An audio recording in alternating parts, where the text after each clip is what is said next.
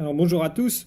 Aujourd'hui nous continuons notre lecture du catéchisme de l'Église catholique au travers du compendium et nous en sommes rendus à la question numéro 437 qui est: quel est le lien du décalogue avec l'alliance? Bien d'abord une réponse brève. Le décalogue se comprend à la lumière de l'alliance, dans laquelle Dieu se révèle, faisant connaître sa volonté.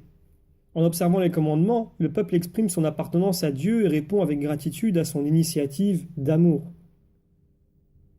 Alors pour étayer ces propos, prenons les paragraphes 2058 à 2063 du catéchisme de l'Église qui nous dit ceci. Les 10 paroles résument et proclament la loi de Dieu.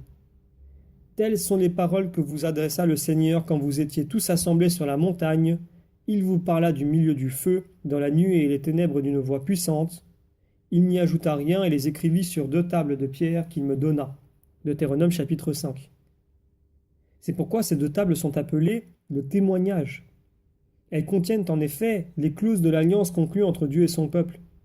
Ces tables du témoignage doivent être déposées dans l'arche.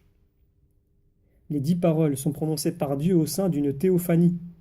Donc sur la montagne, au milieu du feu, le Seigneur vous a parlé face à face. Deutéronome chapitre 5. Elles appartiennent à la révélation que Dieu fait de lui-même et de sa gloire. Le don des commandements est don de Dieu lui-même et de sa sainte volonté. En faisant connaître ses volontés, Dieu se révèle à son peuple. Le don des commandements et de la loi fait partie de l'alliance scellée par Dieu avec les siens. Suivant le livre de l'Exode, les révélations des 10 paroles est accordée entre la proposition de l'alliance et sa conclusion, après que le peuple se soit engagé à faire tout ce que le Seigneur avait dit et à y obéir. Le décalogue n'est jamais transmis qu'après le rappel de l'alliance.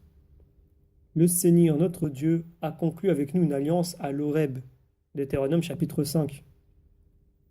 Les commandements reçoivent leur pleine signification à l'intérieur de l'alliance. Selon l'Écriture, l'agir moral de l'homme prend tout son sens dans et par l'alliance. La première des 10 paroles rappelle l'amour premier de Dieu pour son peuple.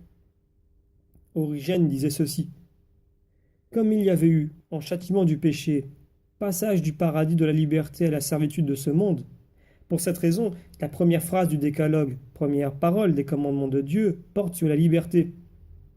Moi, je suis le Seigneur, ton Dieu, qui t'a fait sortir de la terre d'Égypte, de la maison de servitude. Les commandements, proprement dits, viennent en second lieu. Ils disent les implications de l'appartenance à Dieu instituée par l'Alliance. L'existence morale est réponse à l'initiative aimante du Seigneur. Elle est reconnaissance, hommage à Dieu et culte d'action de grâce. Et les coopérations au dessein que Dieu poursuit dans l'histoire.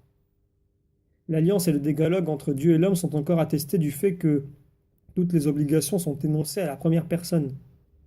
Je suis le Seigneur, et adressées à un autre sujet, tu. Dans tous les commandements de Dieu, c'est un pronom personnel singulier qui désigne le destinataire. En même temps qu'à tout le peuple, Dieu fait connaître sa volonté à chacun en particulier. Saint Irénée disait ceci. Le Seigneur prescrivit l'amour envers Dieu et enseigna la justice envers le prochain, afin que l'homme ne fût ni injuste ni indigne de Dieu. Ainsi, par le décalogue, Dieu préparait l'homme à devenir son ami et à n'avoir qu'un seul cœur avec son prochain. Les paroles du décalogue demeurent pareillement chez nous, chrétiens. Loin d'être abolies, elles ont reçu amplification et développement du fait de la venue du Seigneur dans la chair.